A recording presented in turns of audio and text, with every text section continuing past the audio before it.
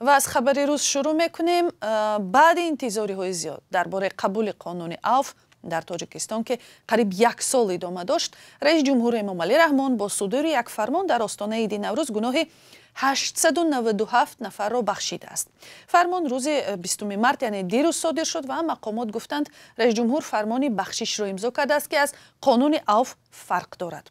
همکارم کیومرث عطا این خبر را پیگیری نمود و حالا در استودیو با ما است. کیومرث، امروز شنیدیم که اجرای فرمان الکی شروع شده است. در این باره بیشتر میگفتید؟ بله خیرامان، بعد از نشر چند خبری کوتاه و در واقع نامفهوم، امروز خبرگزاری دولتی خاور گزارش داد که 200 نفر از زندانهای نارک و ناحیه یاوان آزاد کرده شدند و در میان آنها 53 زن و 147 مرد هستند.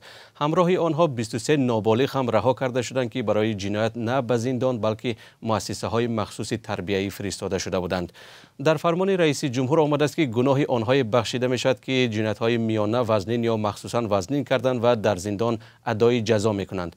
منصور جان عمروف سردار ریاست زندانهای تاجیکستان امروز در صحبت با ما یعنی با رادیو آزادی گفت که رویخط این افراد را کمیسیه مخصوص حکومتی ترتیب داده است و او افزود که رویخط هنوز در دست حکومت است و در آنجا زنها بسیارند، مخصوصا آنهایی که در مؤسسه اصلاحی کودک دارند.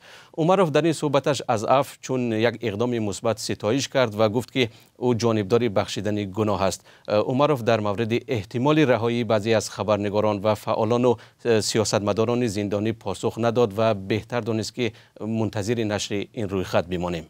بله، تا جای میدونیم هنوز این رویخط نشر نشده است. کیومرث، بخشش گناه و یا عفو که تقریبا یک مفهومند، از هم چی فرقی دارند؟ امروز میبینیم بخصوص در شبکه‌های اجتماعی که بعضی ها میپرسند چرا محض 897 نفر را آزاد کردند، دیگر زندانیانی که شاید جنایت سبک کردند چرا آنها عفو نمیشوند؟ خب تفاوت در چی است؟ خیرامان، ما عین سوال را با حقوقدانها در میان گذاشتیم و جمشید یاروف وکیل دفاع مقیم اروپا در صحبت با ما گفت که بخشش گناه بر اساس عریضه زندانیان صورت میگیرد.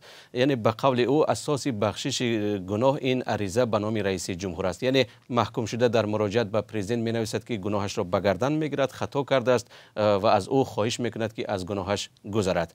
به قول مصاحب ما بعداً کمیسیه مخصوص این عریضه ها را میبیند و فهرست افرادی را ترتیب میدهد که سزاوار بخشش یا همان عفو هستند و سپس این رویخط را برای امضا به رئیس جمهور میفرستند. مصاحبان ما گفتند که عفو که تعداد وسیع‌تر زندانیان را فرا میگیرد بر اساس ماده های کادکس جنایی عملی می شود، یعنی گروه های نامعین محبوسان یا گمانبر شده ها به صادر کردن جنایت. اما در بخشش فقط یک گروه خاص است و معلوم یک گروه خاص و هم یک گروه معلوم آدمان وارد می شوند. واقعا در اینجا باید گویم که به قول مقامات بخشش به مناسبت جشن نوروز صورت میگیرد، ولی حامیان حقوق به دیگر سبب‌ها نیز اشاره میکنند.